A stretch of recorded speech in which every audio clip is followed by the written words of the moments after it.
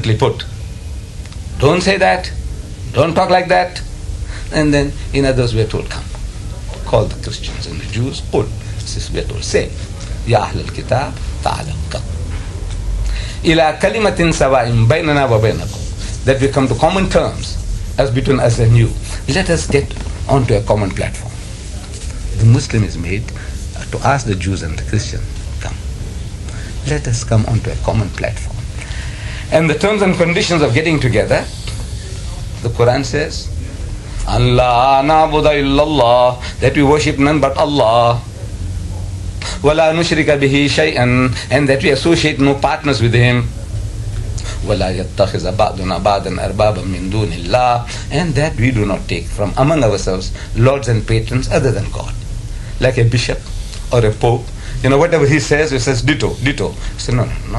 You and I, we are all personally responsible to God for what we think and how we believe. We are responsible. We are not to be led by the nose by our priests, our predicants, our bishops or popes or maulvis or maulanas. Go to God. And to go to God, he says, go to His book, the book of God. Let us see, let us come, let us reason together.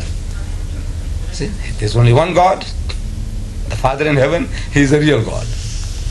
And His name in the Semitic languages is Allah. The name of God Almighty in the language of Moses, Jesus and Muhammad is Allah. The Quran tells us call Him by any name, as long as that name is not contaminated. Meaning, suppose you ask me what's the name of God, and if I told you His name is Muhammad, immediately you have a mental picture of a camel driver born some 600 years after Jesus, born in Makkah. His father's, if you read his biography, his father's name was Abdullah, his mother's name was Amina, and so on. He said, man, I know. Is that your God? You have a mental picture. As soon as you have a mental picture, in Islam it's forbidden. That name is not befitting God Almighty. He says his name is Rama. If you read the story of Rama in the Ramayana, he says, oh yes, I know, no. He had a wife called Sita, and she was abducted by the king of Ceylon and taken over for 12 years. I have a picture, mental picture. You say his name is Christ. So, yes, immediately the child born in the stable to a Jewish girl, circumcised on the 8th day. Right, I have a mental picture. Then at the age of 12 he confounded the learned men in the temple, and then at the age of 30 he's baptized by John the Baptist, and at the age of 33, according to your records, killed and done away with. As soon I have a mental picture, immediately that picture for God is rejected, isn't it? You don't use any terms or expressions which creates a mental picture. But call Him by any name, God Almighty, because His are the most beautiful names, meaning His attributes. Call Him the loving Father in heaven, call Him He is merciful, He is kind, He is holy, call Him what you like. But don't use terms and expressions which contaminate the picture. Yes, but does loving Father is okay? You can use loving Father, yes. You see, I was because telling would that not associate, and I'm not militant. I don't want to be. Okay. Yes, I. But would not that question? Would not that? Well, a loving Father, I guess, is okay. But just Father, because what if a person has a bad father? They've been abused. Right. In other words, they can have an image of God that is.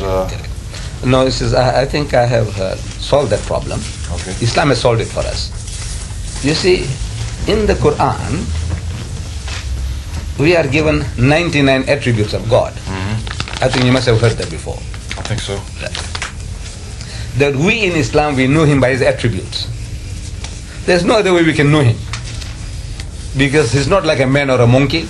He's not like an elephant or a snake, that you can know God is like this or like that. He is nothing like that. But we know Him by His attributes. We say, God is holy. That's His attribute. Holiness is His attribute. We say He is merciful. That's His attribute. He is compassionate. He is all-knowing. He is omniscient. These are His attributes. So in those attributes that the Muslim is given, he is given 99. 99 attributes. Coming through the lips of a person who didn't know how to read or write. A man who couldn't sign his own name. And yet he's giving you 99 attributes with the crowning name Allah as a proper name for God Almighty in the Semitic languages. Allah, but with 99 attributes. But in those 99 attributes, Father is not one of them. That's amazing. Because any clever man you come across, DD, or professors of psychology, philosophy, whatever, and who is a believer in a creator, and if you ask him, he said, look man, tell me, I want you to give me some attributes to God, according to your learning, education, understanding. So he will start. He starts with, let's say, that he's kind, yes. He's merciful, he said yes. He's holy, he said yes. He's compassionate, he said yes. He's loving, Father in heaven, I say yes. Within the first half a dozen, the man must come across the word Father. The Father in heaven, loving Father, whatever, in heaven. And that attribute is not in the Quran. But first I'm asking, I says, now look, the cleverest of us, he can't go beyond a dozen. Try and think, conjure up. You can't go beyond a dozen. And within the first half a dozen, Father is one of them. Father will be one of them. You know, the Father in heaven. This man Muhammad, he's surrounded by Jews and Christians in Medina.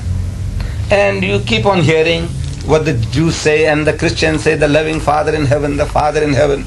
But now that word Father is not one of those attributes. So the question arises, why? Why should the Father be not included? Because in Arabic and Hebrew, Ab stands for Father.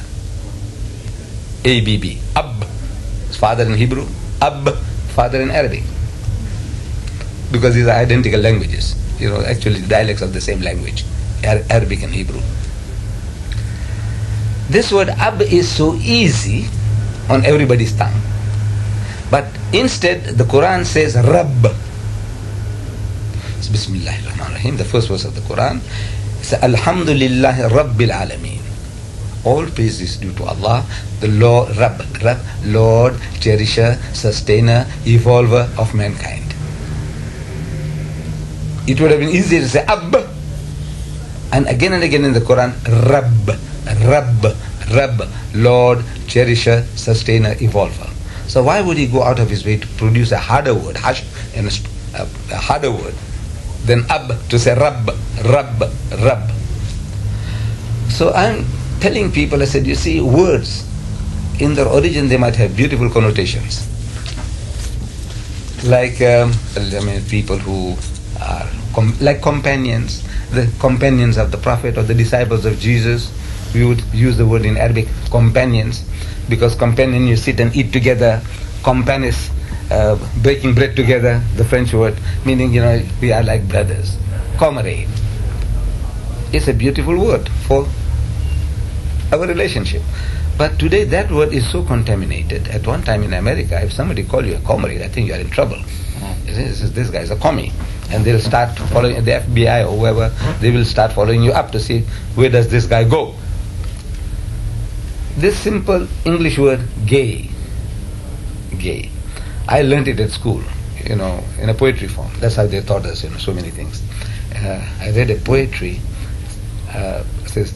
saying, gentle lords and ladies gay, on the mountain dawns the day. I forget the rest of it. I'm looking for that, you know, because I just remember these two lines. But it's quite a long poem. Not very long, but it's a long poem. I wonder if you remember that. Gentle lords and ladies gay, on the mountain dawns the day. Now I used to sing that, you know, at school. In my primary classes, we used to sing it. So, beautiful word. You know, gay. I used to describe people, he's very happy and gay. He's a joyous fellow, you know. He's oozing with happiness, you see. He's a gay fellow, very happy and gay, joyous fellow. That's what we meant. Right. Now, as I'm growing older, I'm reading in the newspapers for the first times the word gay appearing. But I don't get the joke. You know, something to say about gay in our newspapers. Well, say after my teens, maybe around the 20s, when I was around 20, 25, going on. I'm reading the word gay, and it doesn't seem to click. in my mind with what I know about gay. But still I don't catch the joke. What is all about, I don't know, you see.